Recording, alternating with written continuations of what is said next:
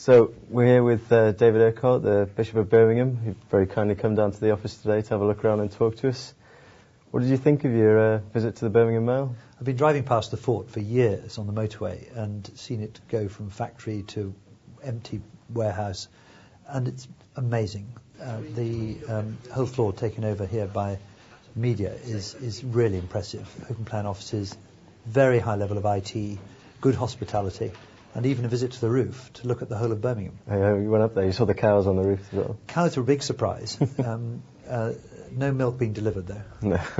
Do you find that your business background has helped you at all when you're trying to help people who are affected by issues that are going on in the world at the moment? I was very honoured to go to the Birmingham Chamber of Commerce annual dinner and to meet with a number of business leaders, both locally and nationally.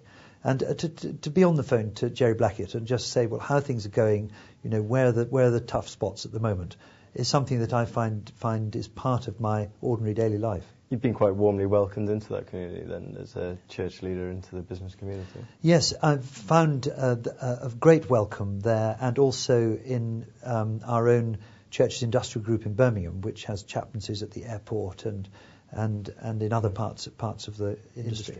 Yeah.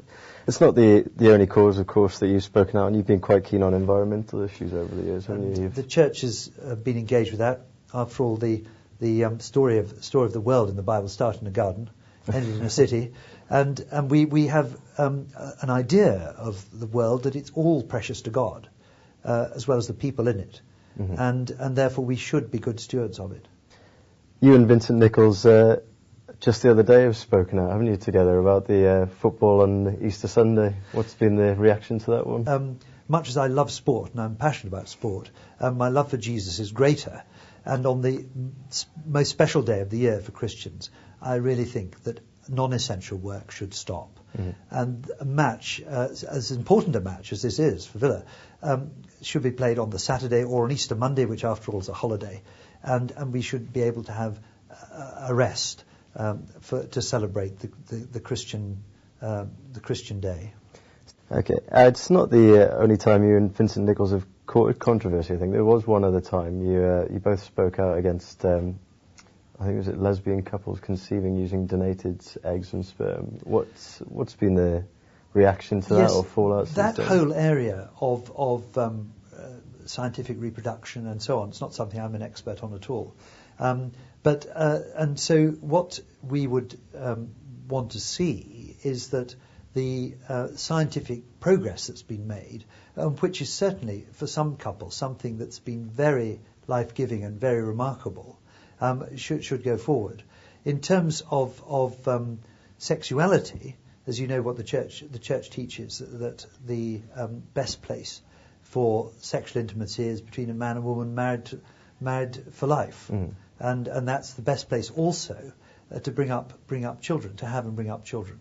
Of course, people make other choices, and the country allows that to happen, and that's quite correct. I mean, that's what we're proud of in Britain. But the church has a particular teaching on these matters. When you first started, you said that you wanted to act on gang violence and to try and reduce that through your work here. Have you made any inroads there? Has there been much progress? I think it's slow progress. It's something that people all around the country are very concerned about. There are myths, of course, particularly elderly constantly tell the police that they don't feel safe, even though the level of crime and violent crime is going down. So there are things to do with perception about gang violence. But when you go down to the local communities, there are certainly gangs and there's certainly the threat of violence. And working amongst those with projects like Bringing Hope, which works in Lozells, is painstaking and person-by-person work. It's also quite unpublished because it needs to be confidential most of the time as people work out how they're going to live their lives without that culture, how they're going to build a life that doesn't involve their identity being closely connected with a gang that may be violent.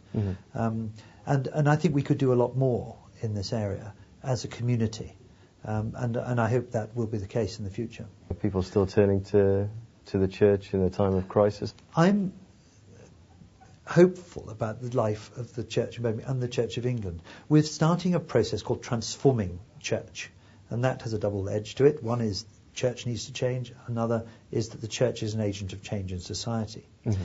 And of the 200 or so local churches that the Anglicans are responsible for, available to anyone in their communities, because that's the parish principle, being invited to look outwards, to examine their own gifts, the things they're able to offer the local community, and to shape up in a new way for the 21st century. You're a biker. You've also appealed to hoodies in Birmingham.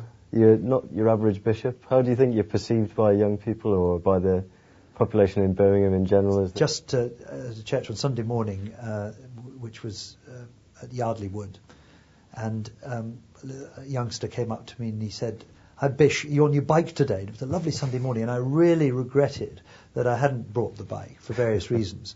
He'd seen a photo of me on my motorbike, and he told his mum, "Well, Bish is coming, we're going to see the bike." So I'm going to have to go back there in next term and make sure that they see me on the bike. Have to in the leathers. and the leathers, if it's not too hot, yeah. Excellent. Oh, well, thanks very much for coming in. It's been a pleasure to have you here, and I hope you enjoy the rest of your day. Thanks, Will. Very happy Easter to you.